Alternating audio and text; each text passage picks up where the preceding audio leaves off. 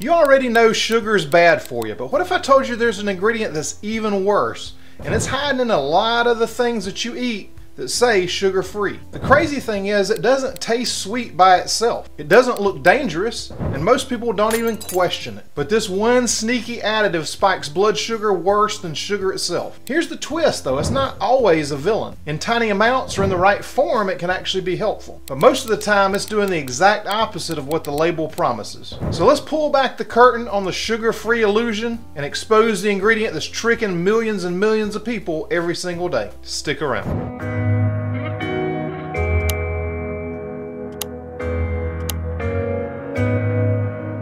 So what is this ingredient?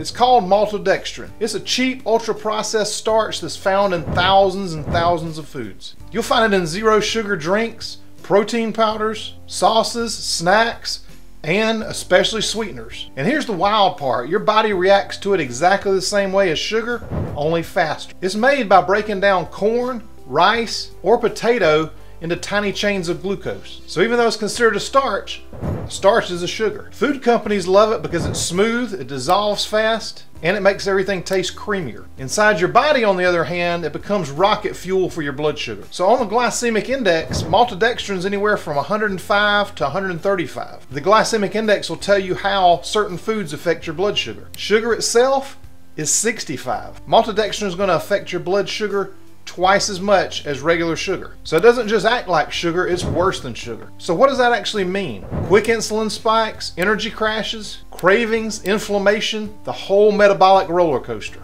And here's the other trick. It hides behind labels like corn solids, modified starch. They can even call it just sugar-free. It's a wolf in a wellness hoodie. It's in protein powders, salad dressings, chips, sauces, and of course, that little yellow packet called Splenda. Now Splenda is a brand, I've talked about this on the channel, but when you think about Splenda, most people think about that little yellow packet. It's the most common form. Magic Baker is a sweetener blend they make with erythritol, allulose, and stevia, which is fine. The little yellow pack is 99% maltodextrin and 1% sucralose, which in itself is a terrible thing for your gut. So by eating Splenda, your gut microbiome is going to be messed up as well as your blood sugar. I mean, what a combination, right? If you're sprinkling 3 packs of that in your coffee in the morning, you might as well just be using sugar. Your blood sugar cannot tell the difference, except that it goes up a whole lot faster with the Splenda. But before you go tossing everything in your pantry that contains maltodextrin, here's the twist. Not all maltodextrin is created equal. There's a type called resistant maltodextrin that behaves more like fiber than sugar. Your body doesn't break it down, your gut bacteria does. Instead of spiking glucose in most cases and test your own blood sugar, but it'll actually feed the good microbes in your gut and help your regularity. It can even slow sugar absorption from other foods. So the real question is not, does this have maltodextrin? The question is, which kind? Here's how small amounts of the right kind actually make sense. In probiotics, like my Inner Soil formula, you'll see a trace amount of maltodextrin as a carrier. Now it's not for sweetness, it's to protect the live bacteria that's in here from heat and storage so they reach your gut alive. And when I tell you that a serving of this is 40 billion CFUs of probiotics, by the time it gets to you, because it feeds off the maltodextrin, it's exactly as advertised. The thing is, we're talking milligrams, not spoonfuls. And when it's a clean, non-GMO, resistant maltodextrin, it can actually support digestion and microbiome balance. So context does matter. Due to our labeling laws in the United States, it can be disguised under the name natural flavors. There was a controversy with element electrolytes, and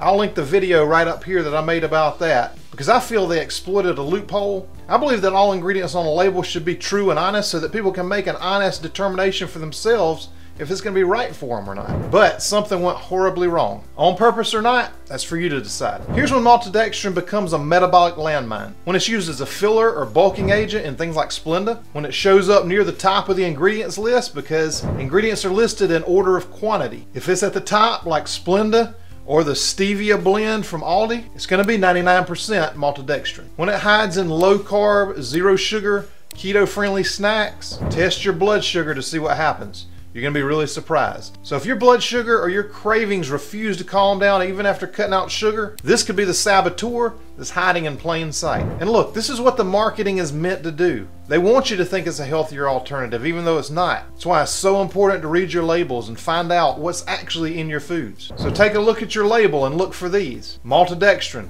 corn maltodextrin, modified starch, corn solids, rice syrup solids. If it's high on the list, that matters. If it's microscopic and tied to a capsule or probiotic, it's fine. If it's an ingredient in a powder or an electrolyte drink, you may be doing yourself unknown harm, so make sure you test your blood sugar 30 minutes and an hour after you drink. Here's the simple rule. If it's in a sweetener, a snack, or an electrolyte, it could be trouble. If it's in a supplement in trace amounts, or like in the Palantir sugar-free preserves that say added fiber, that's resistant maltodextrin. That should be fine. For sweeteners that don't spike insulin, stick to erythritol, stevia, monk fruit, allulose, and check the fine print. Like I said, at Aldi, the big bag of stevia, 99% maltodextrin. Please read your label. So is maltodextrin the most deadly ingredient in your pantry? When it's cheap cornstarch hiding behind a sugar-free label? Yes. When it's a functional helper, that's a completely different story. Context matters. It all comes down to the form, the amount, and the purpose. So next time you grab something sugar-free, don't just read the front of it. Make sure you flip around and read that label, because not all bad guys wear the same mask. That's the truth about the one ingredient more deadly than sugar, and now you know how to find it. I'll put a video right up here that YouTube thinks you're gonna like. Stay healthy, stay away from the bad maltodextrin, and I'll see you on the next video.